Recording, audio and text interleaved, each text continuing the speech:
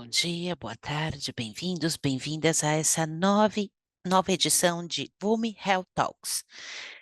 Eu quero agradecer a todos esses meses que estamos compartilhando tópicos tão interessantes. Hoje falaremos sobre arritmias cardíacas.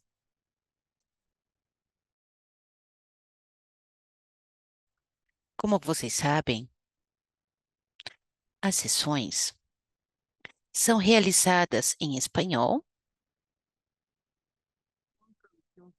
e temos tradução simultânea para inglês e português quando for necessário, né?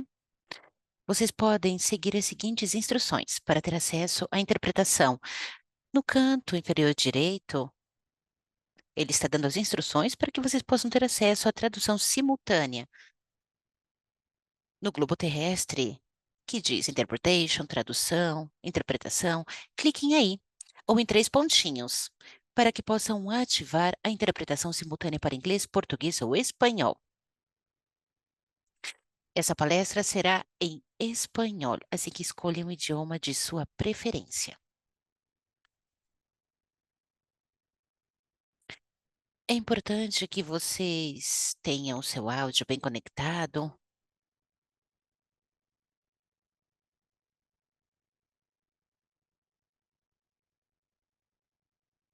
Lembrem-se que devem estar na plataforma Zoom para que tenham acesso à interpretação simultânea.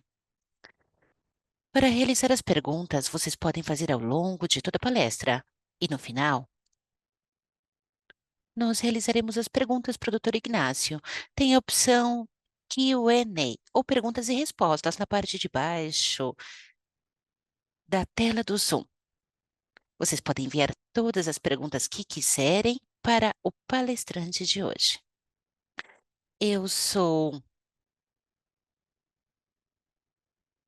Estamos na 8ª edição deste ano.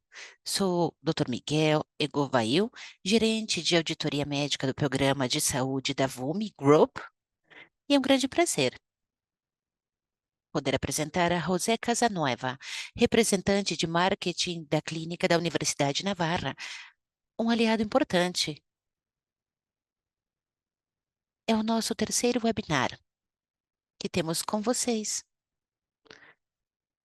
Todos os webinars foram fantásticos e sempre com grande participação do público. Passo a palavra para o senhor José. Bom dia a todos e todas. Eu quero agradecer, Miguel. É um grande prazer poder estar aqui com você e com vocês. Obrigada, Vume, por dar a oportunidade para que possamos organizar esse webinar sobre um tópico tão interessante como o tratamento das arritmias cardíacas. Quero agradecer também a todas as pessoas que se inscreveram. Muito obrigada. Antes de passar a palavra para o Dr. Ignácio, eu quero fazer uma introdução sobre a clínica. A Clínica Universidade Navarra se trata de um hospital de alta complexidade localizado na Espanha. Temos sede em Madrid e Pamplona. Contamos com 50 especialidades médicas e tratamos a pacientes de mais de 148 nacionalidades ao redor do mundo.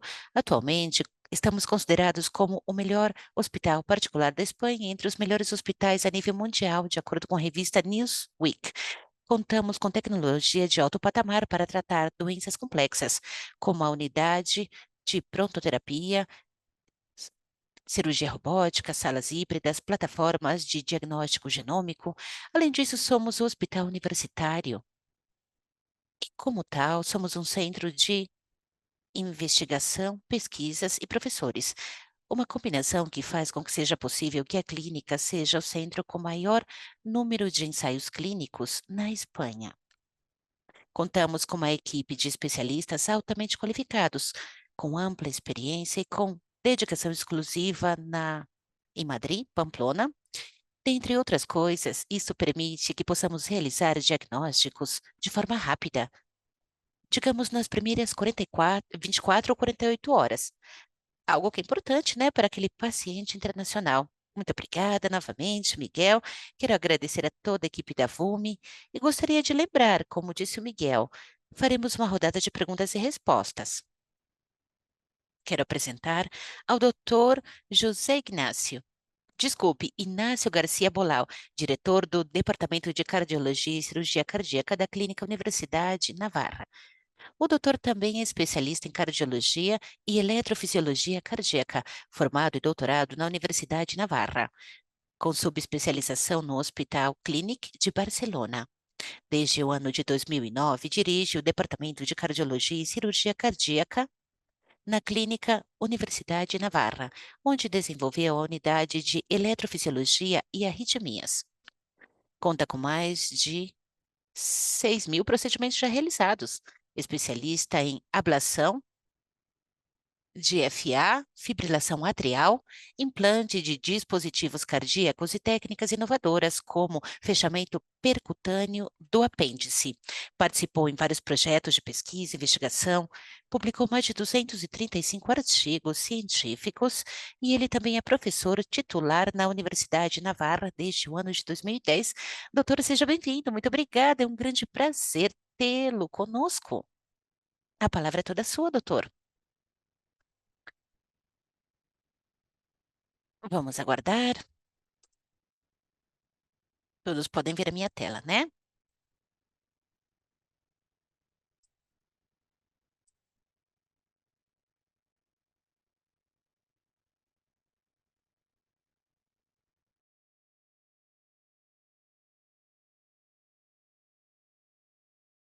Bom dia a todos e todas. Para mim já é boa tarde, né? Aqui no meu país. E é um grande prazer poder participar neste webinar. Sobretudo, participando com o tema que desenvolveu a minha vida profissional, que são as arritmias cardíacas.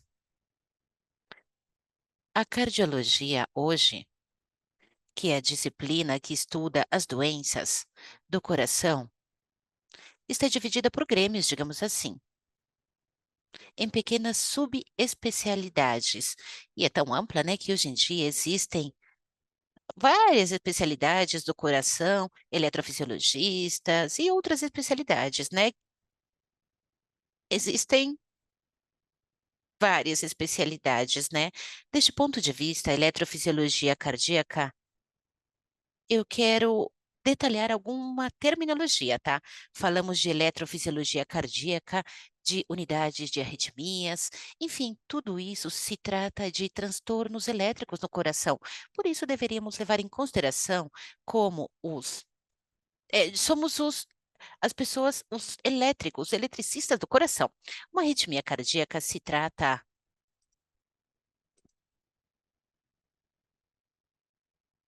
não ritmo, fora do ritmo. E eu acho que todos, né, pode perceber através do pulso, é possível escutar, às vezes a gente tira a pressão e podemos ver como o aparelho de pressão arterial, de certa forma, coleta os batimentos cardíacos e coleta tudo isso de uma forma arrítmica, ou seja, o coração, ele tem um modo de funcionamento assim como um farol, não verde, amarelo, né, mas um farol que liga e desliga e sempre faz com uma sintonia arrítmica, parecida ao tic-tac de um relógio. Isso é o que chamamos de ritmo sinusal. Digamos que é o ritmo normal do coração. Significa levar, né, um ritmo, e que esse ritmo, essa cadeia rítmica, está entre 60 batimentos por minuto e 100 batimentos por minuto. É a variação. Essa, esse sinal rítmico, a frequência com que o coração bate, ela pode variar. Quando?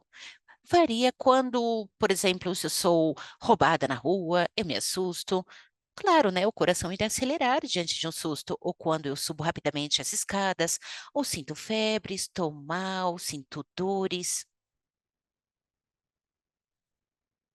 O batimento cardíaco, ele é acelerado. Ele se acelera justamente para poder preparar o corpo humano para uma reação. Por exemplo, é quando um gato, né? Quando ele fica aí, quando o gato está preparando para atacar, Aqui o coração prepara o corpo humano para que faça exercícios, para que suba escadas, para suportar febre, uma infecção, para sair correndo atrás de alguém que tentou roubar o seu celular na rua, qualquer outra coisa parecida. Em troca, quando nós estamos adormecidos, de forma profunda, a frequência do nosso coração, ela fica mais lenta. Ela fica mais lenta porque neste momento o corpo está tranquilo, não precisa de oxigênio, não precisa de sangue, portanto a frequência do nosso coração, ela fica mais lenta. Só que, em qualquer um dos casos, estamos falando de níveis regulares do ritmo do coração, ritmos de regularidade, ou seja, os batimentos são regulares. E quando esse ritmo é alterado, é quando falamos de arritmias cardíacas. Às vezes falamos de taquicardia. As taquicardias são arritmias, né? Porque taquicardia significa que o coração bate rapidamente. Pode chegar a 250 batimentos por minuto. É muito, mas pode acontecer. E às vezes falamos de bradicardias. Bradicardia significa quando o coração bate muito lento. Nenhuma destas situações, no início, se trata de uma situação benéfica. O que é a eletrofisiologia? Trata-se como a parte dedicada a estudar e tratar as arritmias cardíacas. Isto é realizado, esse estudo se realiza através de várias ferramentas, que vão da mais simples, que é conversar com o paciente, escutá-lo, escutar o que é que ele está percebendo no seu corpo, no seu coração, até ferramentas muito sofisticadas, que poderia parecer um filme, né? Existem ferramentas muito sofisticadas hoje, as quais nos ajudam, inclusive, seguir a atividade elétrica do coração, através do batimento cardíaco que está dentro do coração, porque tudo isso que nós estamos mencionando trata-se de uma série de circuitos elétricos, né? São circuitos elétricos que existem no coração, os quais deveriam ter um ritmo regular e um início e um final. Esse batimento cardíaco normal seria caracterizado por ter um início e um final. E quando isso é alterado nesse ritmo, é justamente quando surge uma arritmia. Falamos de elementos clínicos simples. Conversar com o paciente, né? Que o paciente conte para você o que ele está percebendo no seu coração, até elementos, volto e repito, onde você tem a capacidade de, inclusive, avaliar e localizar o caminho, entre aspas, que leva a eletricidade para o coração, ao longo dos diferentes tecidos do coração. E volto e repito, trata-se de um circuito elétrico. Não são fios, cabos, né? Mas trata-se de várias estruturas dentro do músculo do coração. Aqui eu quero mostrar um coração aberto, e dentro dele, na parte direita, desculpe, tem uma parte direita e esquerda, o qual tem vários fios, né, conectados, fios entre aspas, que tratam-se das estruturas que estão de cor amarela. Tem vários fios. Esses fios, o que eles fazem é conduzir eletricidade para as diferentes áreas do nosso coração. Essa eletricidade é a que volta a realizar algo automático, algo que se repete, por exemplo, 60 vezes por segundo. E o final, o último estágio, o que faz faz uma contração no coração.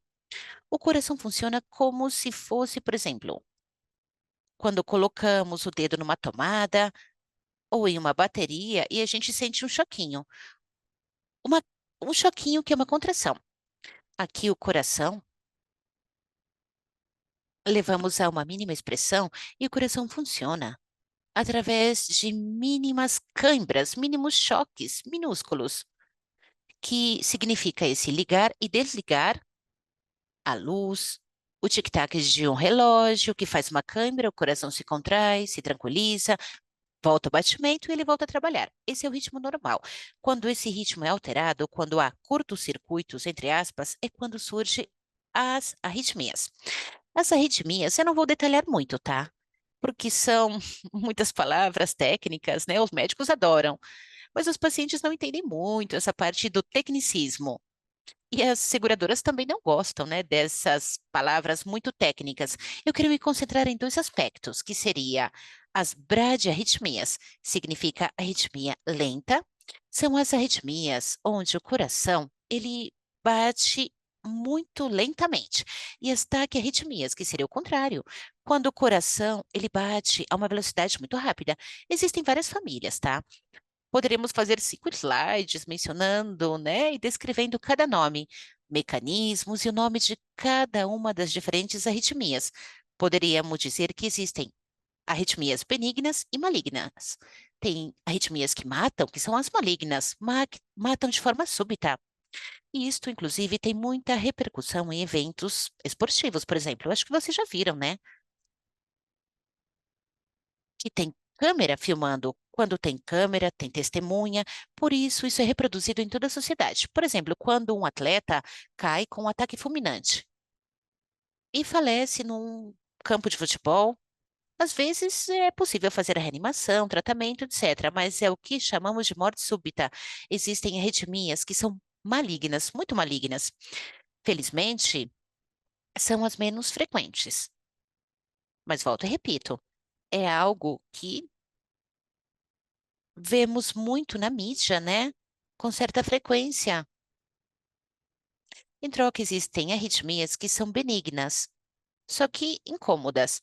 E existe um intermédio, onde estão as arritmias mais frequentes, que são aquelas arritmias que não matam por si só que elas podem produzir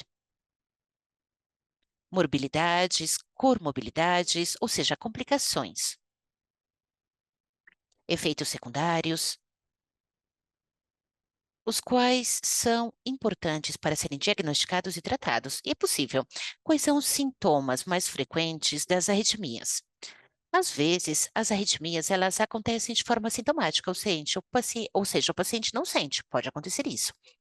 E talvez seja mais frequente. Existem pacientes que detectaram a arritmia não pelo que eles percebem no seu coração, não, mas digamos por casualidades. Por exemplo, tiraram a pressão e o aparelho que mede a pressão arterial mencionou que tem uma suspeita de arritmia. Ou pessoas que compram aquele relógio inteligente, né? E esse relógio diz que existe uma possível arritmia cardíaca. Muitas vezes também pode acontecer no contexto de revisões de empresas, né?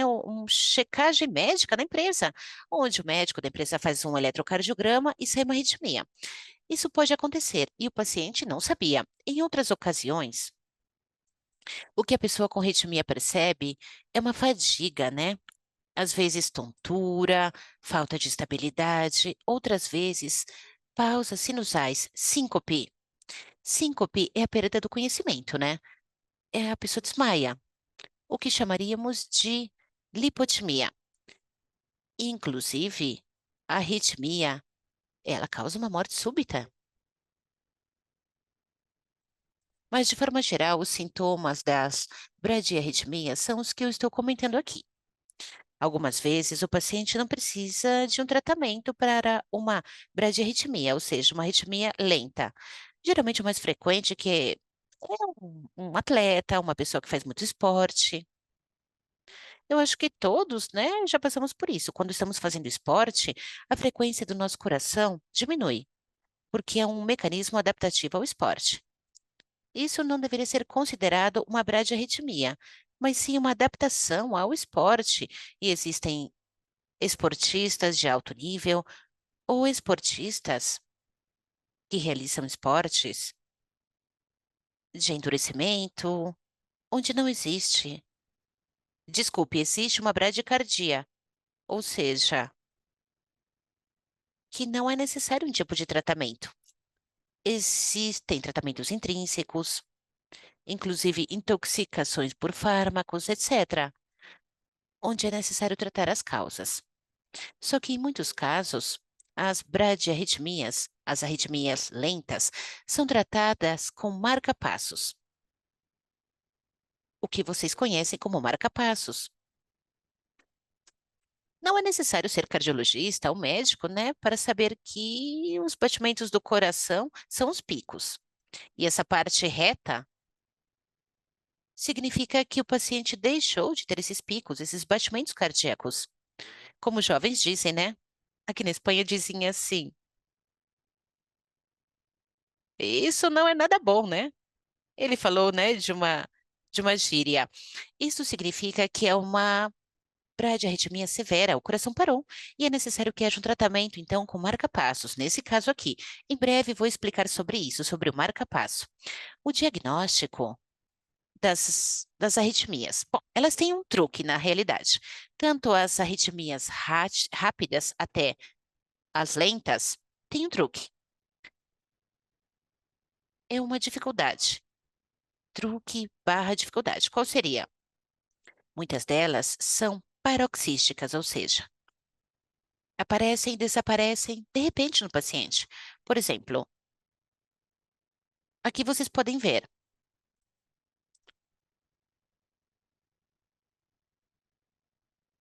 Após esta verificação, né, desse exame, o paciente voltou a recuperar o batimento cardíaco, nesse caso, tá? Ele não morreu. O que que esse paciente pôde ter notado neste momento? Pôde ter notado um desmaio, pode ter acontecido, que é a primeira parte para uma morte súbita. É uma morte que o paciente não irá perceber, mas é catastrófica para os familiares, onde o coração está batendo e de um momento a outro deixa de bater e depois volta a bater. Então, acontece que o paciente perde conhecimento e recupera. Mas se eu vejo o paciente nessa parte aqui do slide que eu estou mostrando, eu posso ver isso e dizer que esse paciente é um paciente normal. Poderia ser, né? Isto seria paroxístico. Acontece de repente e desaparece de repente. Então, o que acontece? Eu deveria observar o paciente, que diz para mim: olha, eu sinto uma perda de conhecimento. Eu teria que observar esse paciente no momento em que ele perdeu o conhecimento. Isso poderia ser uma vez por semana, uma vez por dia, uma vez por mês, isso poderia acontecer. Caso contrário, eu irei perder esse paciente. A mesma coisa acontece com a taquicardia. Acontece frequentemente no paciente. As taquicardias, as arritmias rápidas, muitas vezes são paroxísticas. Aparecem e desaparecem recentemente. Né, rapidamente. O momento ruim, neste caso, eu devo verificar o que está acontecendo, caso contrário, eu perco o paciente. E para isso, o que devemos fazer é o diagnóstico mais básico, um Holter. Trata-se de um aparelho que é colocado com eletrodos, como se fosse um eletrocardiograma, só que é algo portátil. O paciente pode ser avaliado até uma semana. Hoje existem Holter subcutâneo, é fantástico, porque se trata de um pequeno dispositivo, como se fosse um pendrive, muito minúsculo, né, que é implantado por baixo da pele, como se fosse algo introduzido dentro da pele. Não podemos ver, e isso conecta este paciente à central do hospital, a central de monitoramento, né, do hospital, de tal forma que podemos ter o paciente monitorado 24 horas por dia, ao longo dos 365 dias do ano. Então, com esse aparelho, eu posso saber quando o paciente está tendo um paciente, né? Tem algo, está acontecendo algo, como eu mencionei. Como tratar as arritmias? Elas são tratadas com já conhecidos marca-passos. Eu não vou detalhar muito nos marca-passos. Quero abordar um tema que eu gosto muito, mas isso é importante que vocês saibam. Os marca-passos, porque são sistemas que levam eletricidade para o coração. A pessoa pode ter uma vida normal. Eu acho que ao longo de vários anos, o marca-passo não tem tido uma má fama, não.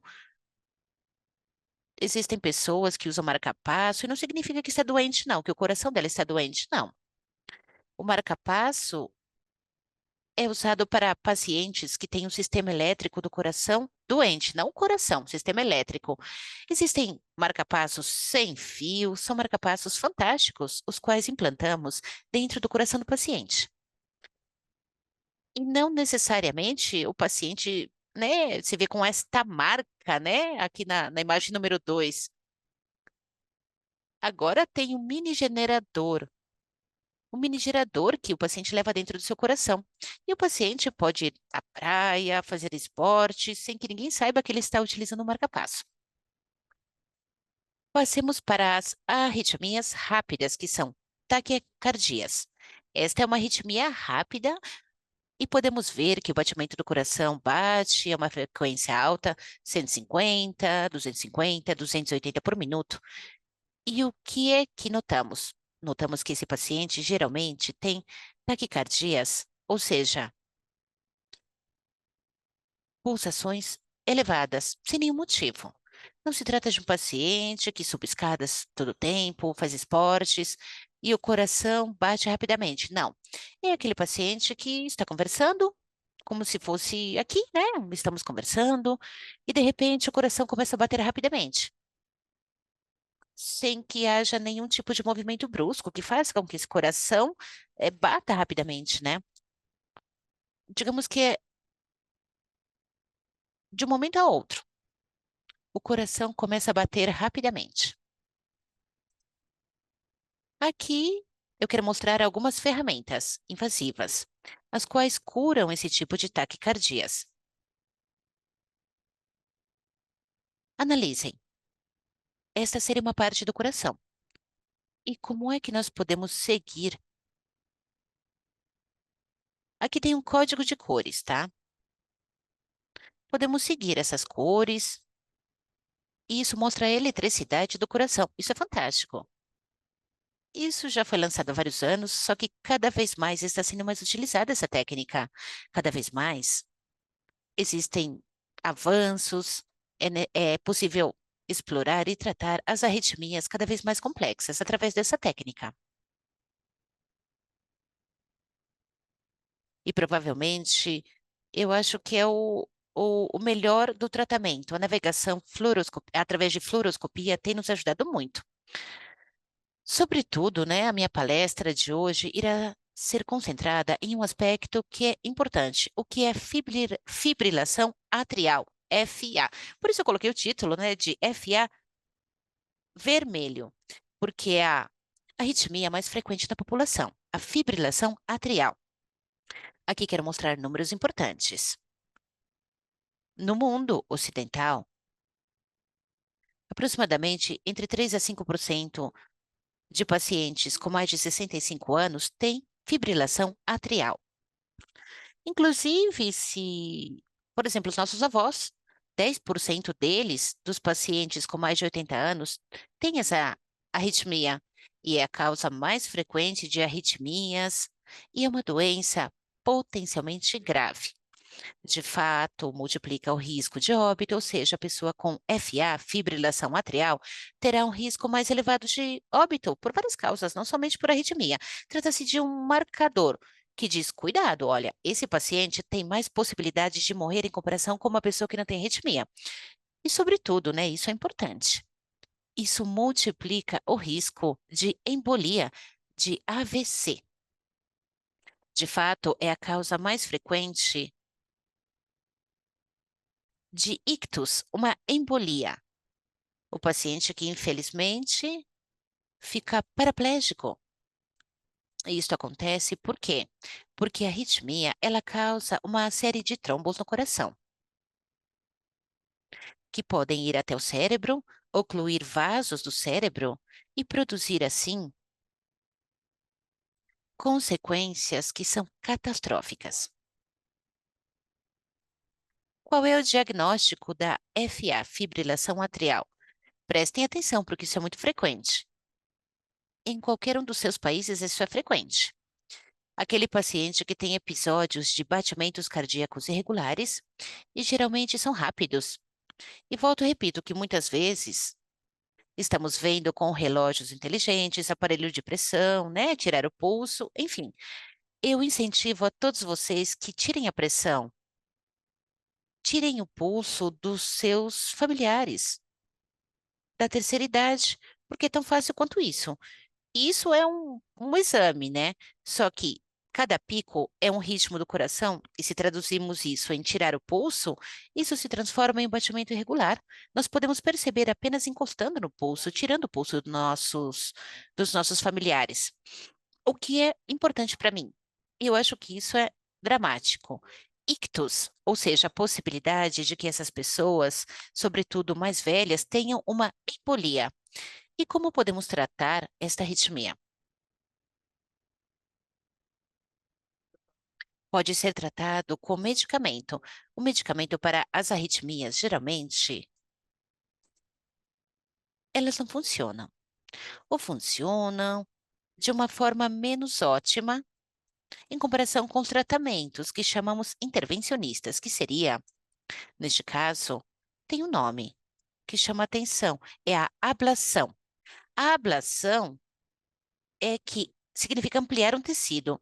E a fibrilação atrial, o melhor tratamento para a fibrilação atrial, que é justamente essa parte da eletrofisiologia cardíaca que está sendo desenvolvida hoje de uma forma fantástica em todos os países, trata-se de um tratamento, o melhor tratamento para a fibrilação atrial. Trata-se de um procedimento intervencionista. Geralmente é um cateterismo do coração, um cateterismo da parte elétrica do coração. Suponhamos uma em 24 horas, poderíamos fazer em sedação moderada, anestesia local, esse procedimento, né? Claro que esse tratamento tem algumas limitações, mas sem dúvida alguma é o tratamento que tem a maior confiabilidade no momento de tratar a fibrilação atrial. Existem vários nomes, né? São feitos com catéteres, isolamentos, são nomes técnicos, tá? Mas o que é que fazemos na ablação? Basicamente, introduzimos o catéter e, entre aspas, cauterizamos a zona do coração cuja eletricidade está descontrolada, se comporta de uma forma anormal. E aqui é justamente quando em vermelho está, né? Vermelho e verde eu coloquei, porque aqui, ao longo dos últimos anos, poucos anos, digamos, últimos 4, 5 anos, surgiu uma verdadeira revolução no tratamento da fibrilação atrial, que é a ablação que chamamos por campo pulsado. Eu quero definir um pouco esses dois aspectos. O vermelho é o que vemos, que temos feito nos últimos 20, 25 anos, que são energias térmicas, ou seja, queimar essa parte do tecido que eu preciso queimar, queimá-lo com calor, que seria a radiofrequência, ou com frio, que seria a crioablação. O que acontece é que essas energias térmicas não são seletivas às tecnologias, tratamento é longo e pode gerar complicações, sobretudo por essa falta de seletividade. Imaginem que eu tenho aqui, na minha mão, eu tenho um- uma verruga, um grão, alguma lesão cutânea, e eu quero tratar essa lesão. E se eu aplicar calor, eu posso chegar no osso, né? Se eu não me controlar, eu posso estragar o meu osso, nesse caso. Por isso, essas energias não são seletivas. E depois são tratamentos que a intervenção durava 4 ou 5 horas. Devido, né, ao fato de que estamos tratando os pacientes com fibrilação atrial com uma energia que é o campo pulsado. Basicamente, se trata de uma receita, digamos assim, uma receita de impulsos elétricos que o que faz é danar de forma seletiva e, para seguir o exemplo que seguimos, causa um dano somente na pele, não está projetada para ocasionar um dano no osso. Eu sei que vou administrar isso e não chegar ao osso. Somente queimarei o que eu devo queimar. Neste caso, eu irei queimar o tecido cardíaco, não irei queimar o que está por trás do tecido cardíaco dentro do corpo. O que acontece? Seletiva, curta e extraordinariamente segura essa técnica. Justamente ela é segura devido ao seu próprio processo de seleção. Eu gostaria de mencionar aqui, porque eu acho que enviar essa mensagem,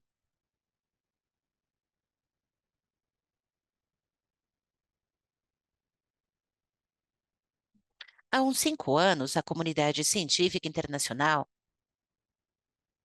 lançou uma mensagem. Eu acho que é uma mensagem importante. Além disso, não é uma mensagem somente para os pacientes, tá?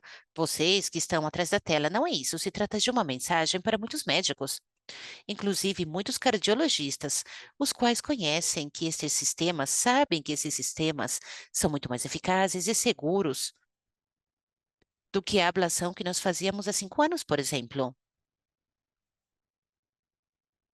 E enviar um paciente a uma intervenção de 4 horas, 5 horas, às vezes pensávamos, né, em fazer isso antes, né?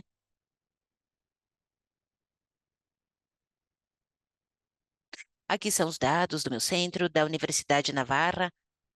A média de tempo são 36 minutos. É uma intervenção que demora 36 minutos. É o que nós temos, né, no centro. Às vezes, né?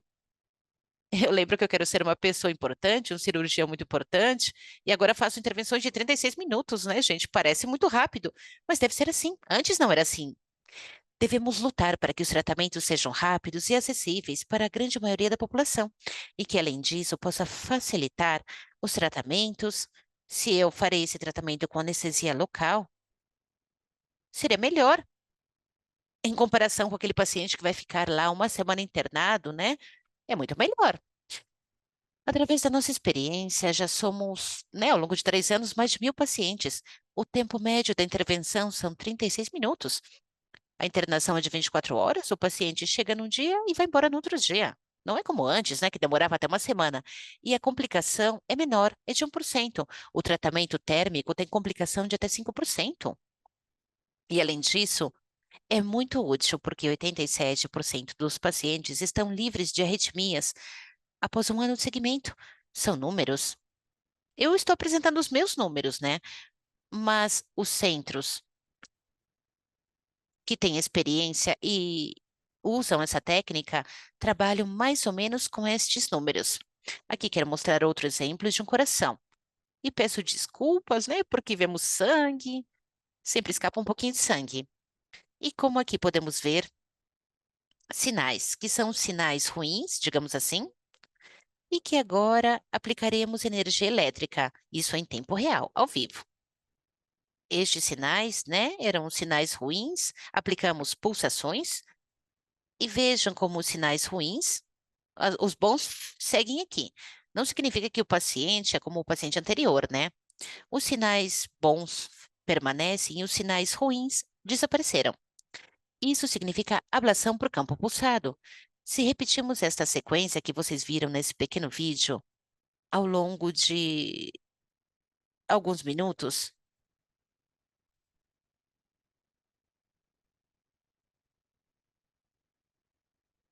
essa parte inicial podemos ver bem. Vejam os sinais ruins, e quando aplicamos essa energia elétrica, o paciente está adormecido. Aqui estamos aplicando energia elétrica por cima desses sinais ruins, e vejam que em seguida o paciente deixa de ter estes sinais ruins, deixará de ter essa eletricidade ruim. Esta é a parte mais importante. Quero dar algumas palavras antes de concluir a minha apresentação, para que vocês possam realizar perguntas, tá? Para ver se eu posso responder. Bom, a prevenção de ictus na fibrilação atrial. Lembrem-se, né, que mencionei que um dos principais perigos, né, da fibrilação atrial é o ictus, embolias.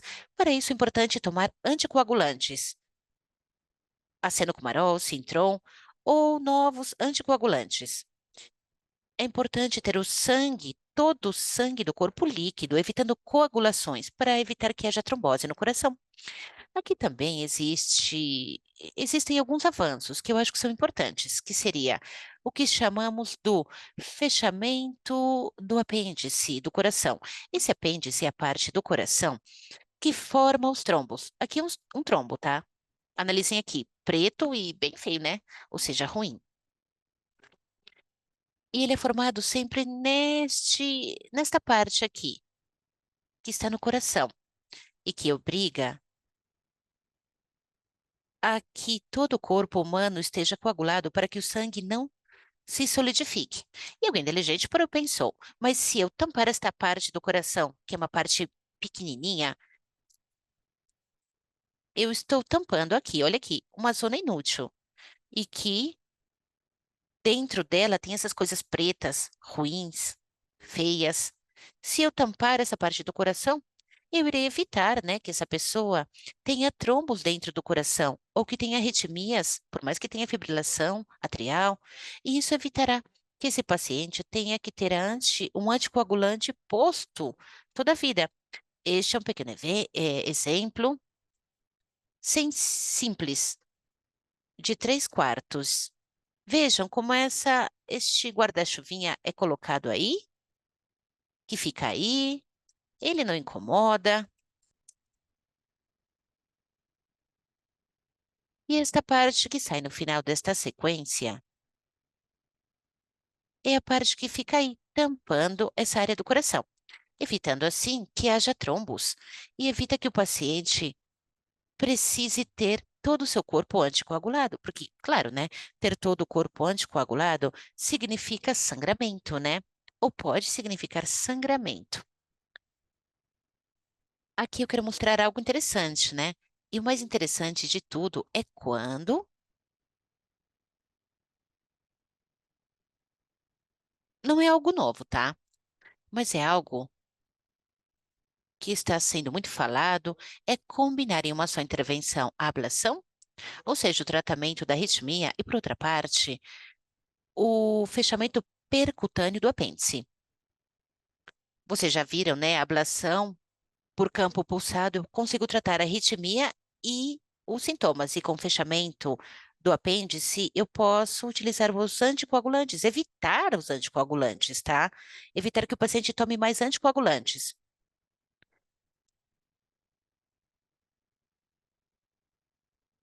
Nós tivemos a grande oportunidade de publicar a primeira série ao redor de todo o mundo sobre esta combinação de tratamentos, a ablação, junto com o fechamento percutâneo do apêndice. É uma publicação feita há vários anos. Nós éramos pioneiros nessa época em realizar a combinação de tratamentos concomitantes, onde uma só intervenção, que hoje pode ser aproximadamente de 1 hora e meia, conseguimos ter as duas coisas, controlar a arritmia e o fechamento do apêndice para evitar que o paciente esteja anticoagulado. E somente me resta agradecer. Não tenho muito mais coisas para mencionar.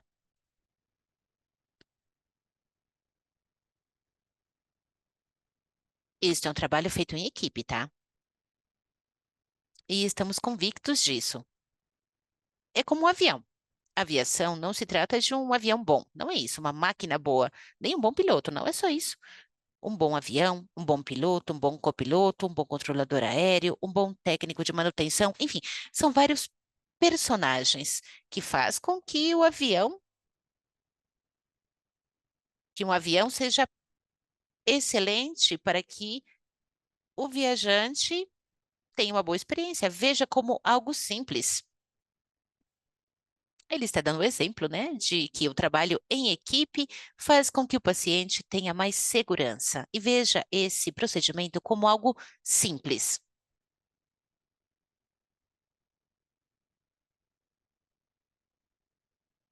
A magia é fazer com que esse procedimento seja simples.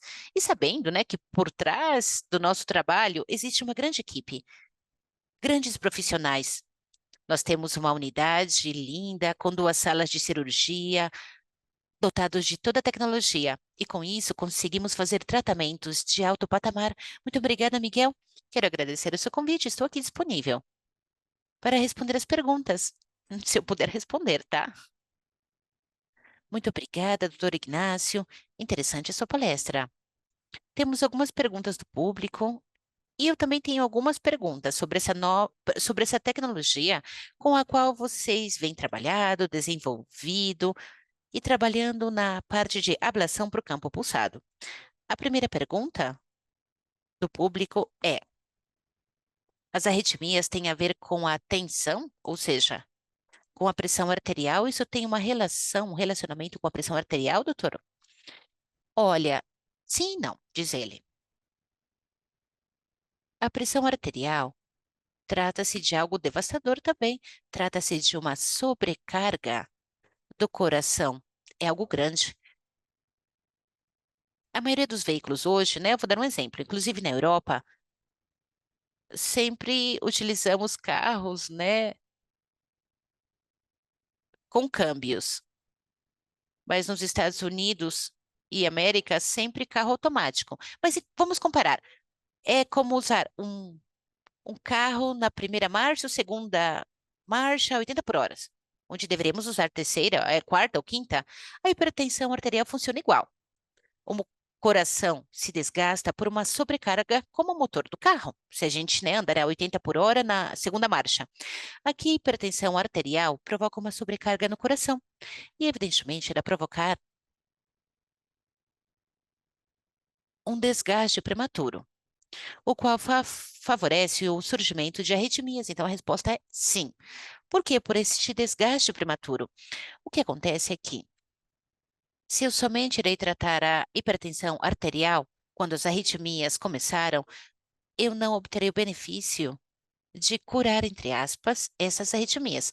O coração já está, né, já tem um desgaste grande, talvez a causa inicial da hipertensão arterial, como tantos outros fatores de risco, mas vamos usar como exemplo hipertensão. Mas quando as arritmias já se desenvolveram, o tratamento para hipertensão arterial não irá curar as arritmias, porque o coração já está, né, gasto. Então, a ideia é tratar a hipertensão arterial.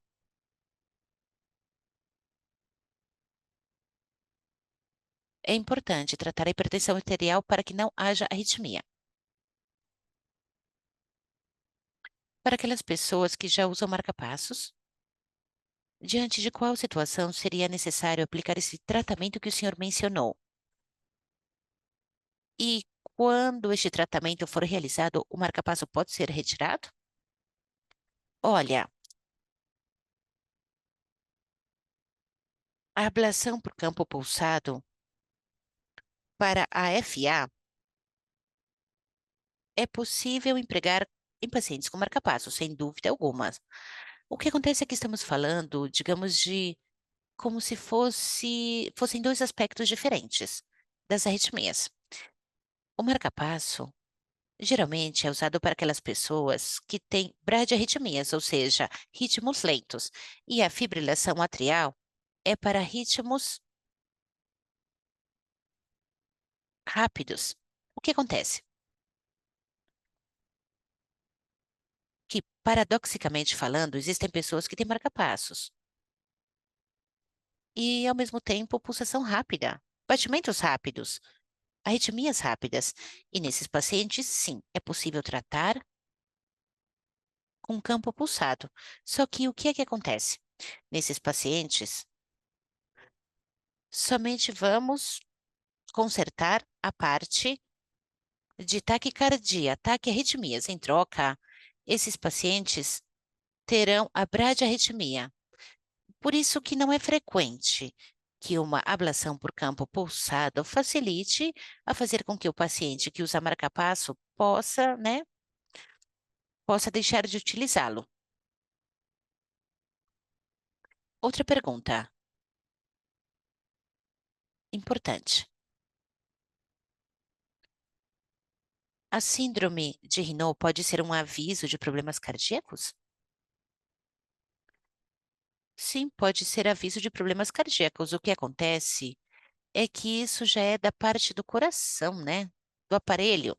Pode ser um aviso, sim, de que já não tem relação com as arritmias. Eu acho que outras pessoas poderiam responder melhor, mas isso significa quando uma pessoa fica fria, soa frio, é uma síndrome.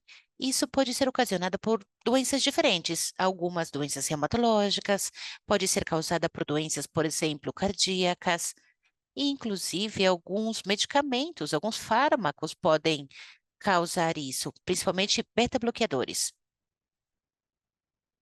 Mas não tem muito a ver com as arritmias do coração, não, tá?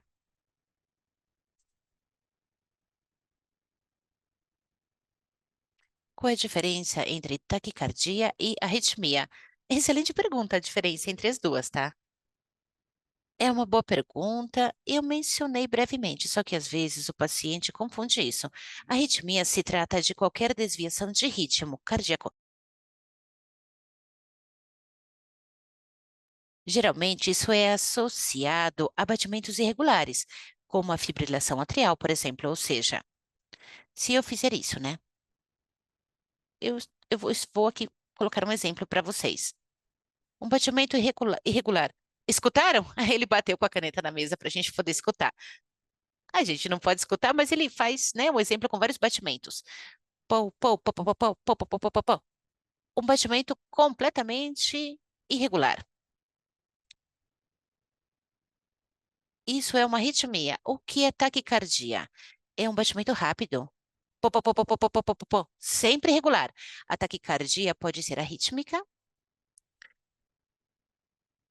Eu vou parar de fazer barulho que eu tô passando vergonha aqui, diz ele. A taquicardia se trata de batimentos rápidos e esse batimento rápido, ele pode ser regular. Pode ter, né, uma regularidade ou pode ter uma irregularidade. Assim que essa é a grande diferença. Muitas vezes a terminologia se confundem, né? Os pacientes se confundem, mas tanto a taquicardia, compreendida como batimento rápido, muito rápido, mais de 120, 130 batimentos por minuto, tá? Tanto isso quanto a arritmia, ou seja, batimento irregular, é ruim. As duas são ruins, tá? Muito bem, doutor, obrigada. Outra pergunta. Temos uma pergunta específica. Interessante. Diz: bom dia. A filha dela tem 16 anos e que usa um Holter. E o resultado foi taquicardia supraventricular. É necessário fazer um estudo eletrofisiológico nesse caso? Olha, é importante considerar vários fatores. É importante considerar uma taquicardia supraventricular, é uma taquicardia. E é uma taquicardia paroxística, ou seja, aparece e desaparece de repente. E isso não é normal. É um ritmo que não é normal. É um curto-circuito que o paciente tem, uma espécie de curto-circuito. Isso não é grave, não irá matar a sua filha se for só uma taquicardia ventricular, não irá matá-la, a vida dela não corre perigo, mas é algo que ela vai levar consigo por toda a sua vida. Por quê? Porque se trata de uma duplicação no sistema elétrico do coração que faz com que possa surgir uma taquicardia em qualquer momento. E são pacientes, os pacientes contam para a gente que são episódios paroxísticos de taquicardia. Claro, ela tem 16 anos.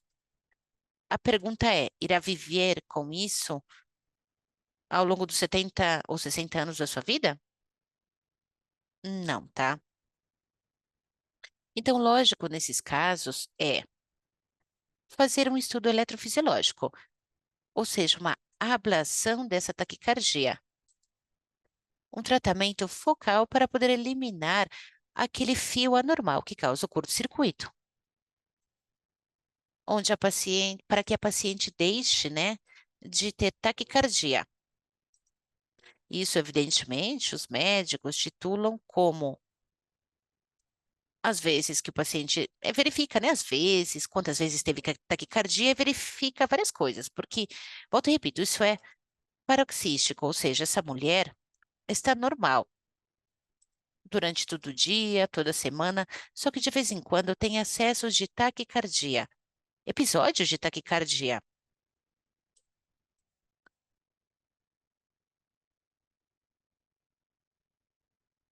Isso acontece quando a pessoa está de férias, trabalhando, estudando e está tudo mal.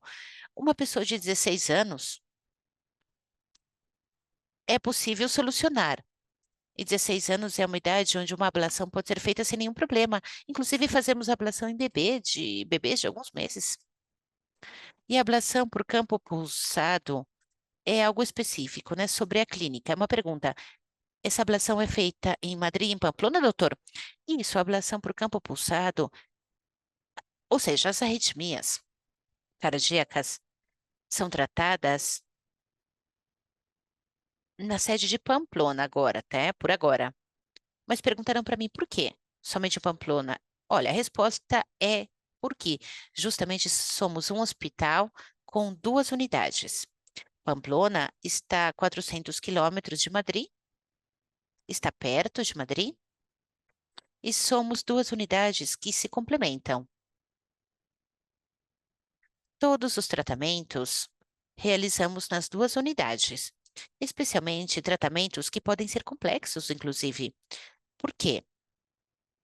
Porque eu acho que já mencionei isso, né? Várias vezes e deixei claro com a analogia, né, que eu falei, né, sobre o mundo da ablação. Se nós dividíssemos, repartíssemos os casos entre dois hospitais, iríamos perder o volume, iríamos perder a qualidade, o monitoramento, e não é isso que queremos. Existem coisas que você diz, olha, funciona perfeitamente em uma unidade, então vamos mantê-la aqui. Já que funciona bem, vamos mantê-la aqui para poder manter a qualidade, manter esse nível de pacientes tratados, o sucesso. Compare isso com uma companhia aérea e você vai entender. Temos outra pergunta. Todas as taquicardias são perigosas? A pessoa contou que tem uma filha, que tem 22 anos, só que sempre teve taquicardia crônica. E que disseram para ela que isso não era um problema, sofre de fadiga crônica e se é necessário realizar estudos nela, por exemplo. É a pergunta de uma mãe. Seria necessário analisar qual tipo de taquicardia crônica é, porque dentro das taquicardias existem taquicardias normais ou taquicardias anormais. Aqui, se falamos de uma paciente que tem os batimentos do coração que ultrapassa 100 batimentos por minuto, eu acho que deve ser estudado sim, esse caso. Inclusive, existem doenças que não são do coração que causam taquicardia, por exemplo, tiroide. Eu, com os dados, os poucos dados que você está fornecendo para mim, Miguel, eu acho que essa paciente, sim, deveria ser estudada. Mas parece que estudaram e não tem nada. Mas sim, a resposta é sim, ela deve ser estudada.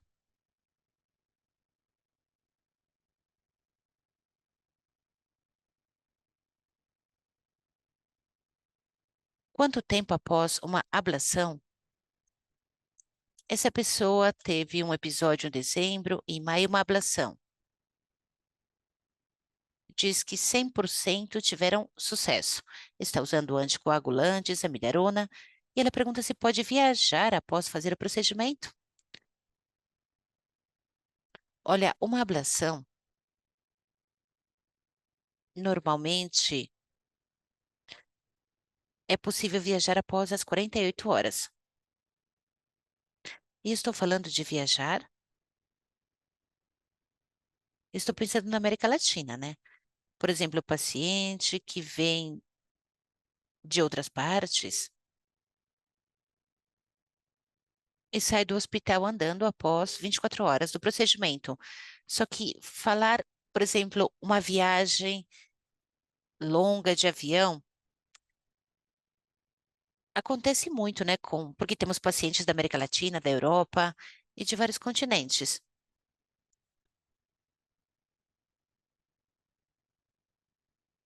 Quando o paciente tem alta, após 24 horas, Se o paciente mora muito longe, recomendamos que fique alguns dias no hotel ou em algum lugar na cidade para que ele possa se recuperar mais, estar 100% recuperado. O paciente sai 90%, né, recuperado, mas eu acho que após 48 horas, 72 horas, o paciente já pode viajar para o seu país ou cidade.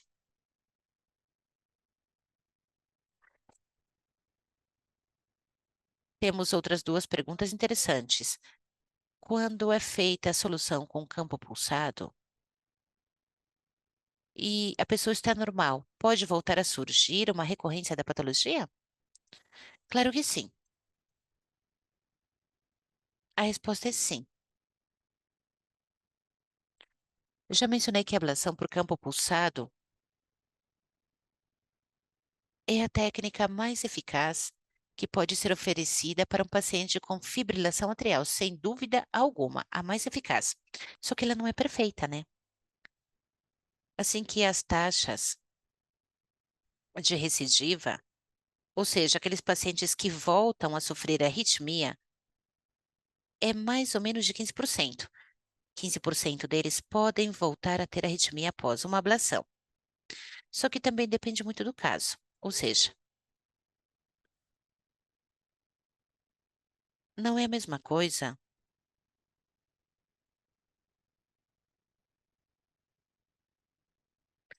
tratar uma goteira no telhado, quando ela acaba de aparecer, do que tratar, né, já uma fresta, uma goteira que ao longo de vários anos, né, está aí.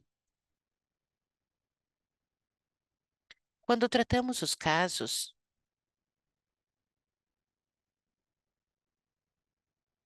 mais recentes, pouco evoluídos, os resultados são melhores, digamos 95% de curação.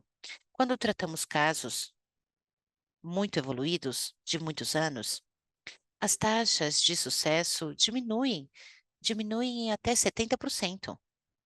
É um conceito muito importante. O fato de dizer que uma das coisas que a fibrilação atrial tem é que se trata de uma arritmia progressiva. Ou seja, a pessoa que teve um episódio de fibrilação atrial paroxística, que aparece e desaparece, né? Aparece e desaparece na arritmia.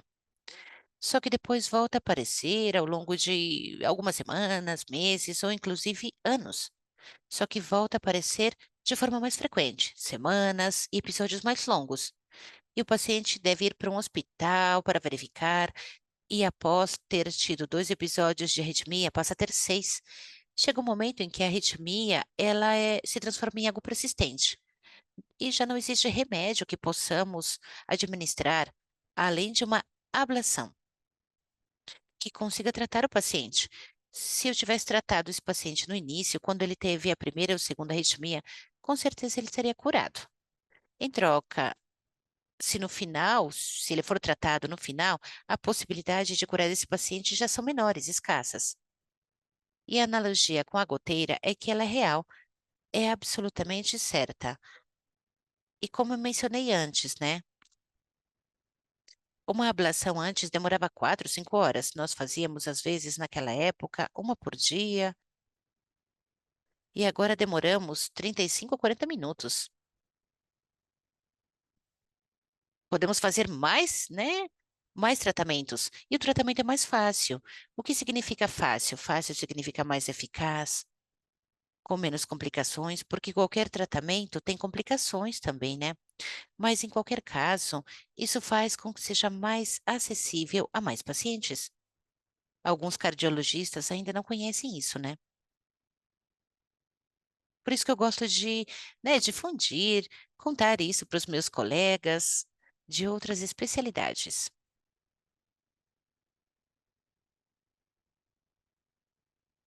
Eu quero fazer duas perguntas finais. Quais recomendações e precauções de ter uma pessoa que foi submetida à ablação cardíaca ao longo dos primeiros dias? E se quais são recomendações, né? E se existem arritmias benignas? Qual a diferença entre elas? em uma benigna em comparação com uma maligna, onde a pessoa deve ir para o hospital. Referente à primeira pergunta, eu acho que mais ou menos já respondi. Uma ablação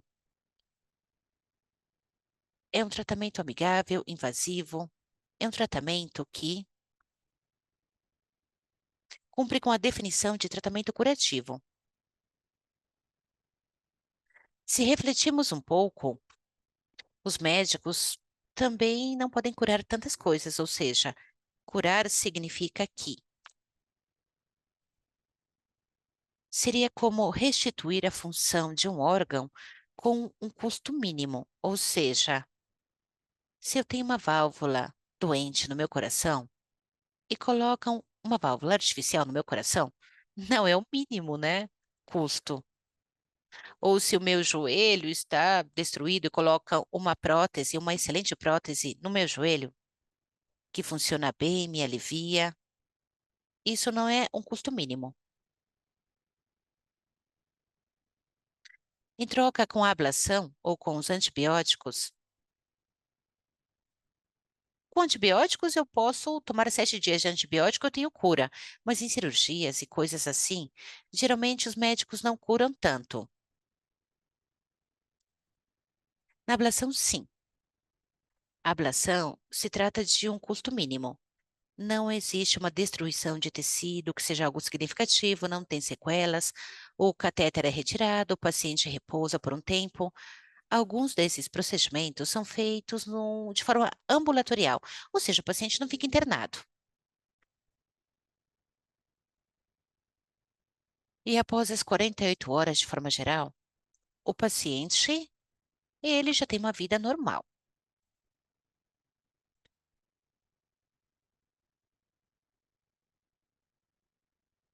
O que segue aí, né, com o atestado médico após 6 dias e não vai trabalhar, isso é outra história, tá? Mas após 48 horas do procedimento de ablação, o paciente está bem. Arritmias benignas ou malignas. Existem arritmias benignas e malignas, tá? Ou taquicardias benignas e malignas. Quando ir ao hospital? Olha, eu diria que é necessário ir ao hospital para fazer uma revisão quando o paciente estiver mal. Para urgências, quando o paciente estiver mal, existem arritmias que fazem com que o paciente fique mal, inclusive com morte súbita, como eu comentei antes, né? Sinais de alarme. As arritmias recorrentes, talvez. De repente, uma arritmia aparece e desaparece. Arritmias onde o coração, e eu coloquei, né, em vermelho na apresentação. Quando o coração bate rapidamente e de forma irregular, lembrem-se, não é bom, não é nada bom. Se trata de um sinal de alarme. Isso é outro sinal de alarme, tá? Então, aí é importante buscar atendimento médico nesse caso.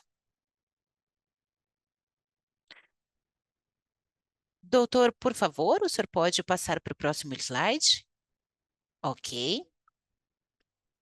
Eu quero agradecer a todos e todas pelas suas perguntas. Peço desculpas porque, por tempo, não podemos responder a todas as perguntas. No lado direito do slide da tela está um QR Code para que vocês escaneiem, entrem e deem sua opinião sobre este webinar. Eu quero agradecer à Universidade Navarra, ao Dr. Ignácio.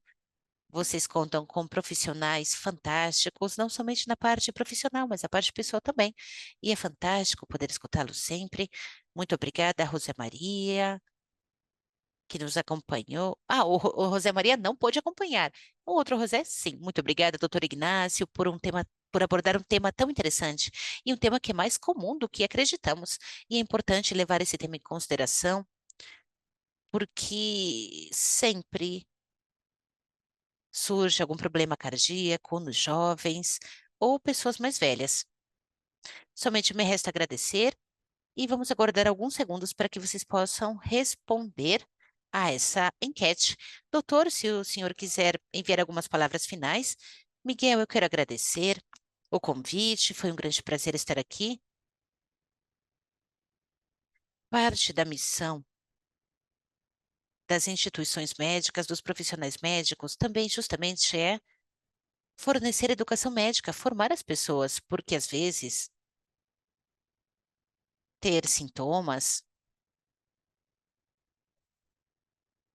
é bom verificar tudo isso, para que previamente possam tratar, e é bom mostrar para as pessoas as tecnologias e tratamentos que jamais eram pensados há alguns anos.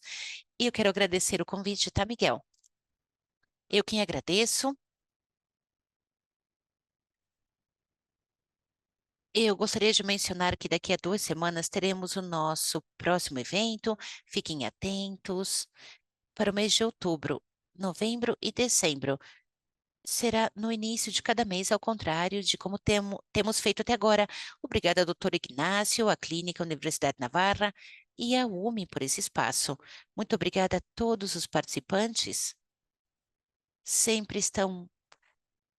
Eu fico muito contente porque sempre é uma participação muito grande nesses webinars. Isso é valioso. E como disse o doutor, parte do nosso ser de médicos e de instituição em saúde é fornecer educação médica. Muito obrigada a todos e todas. Desejo uma excelente quinta-feira e muito obrigada. Até logo.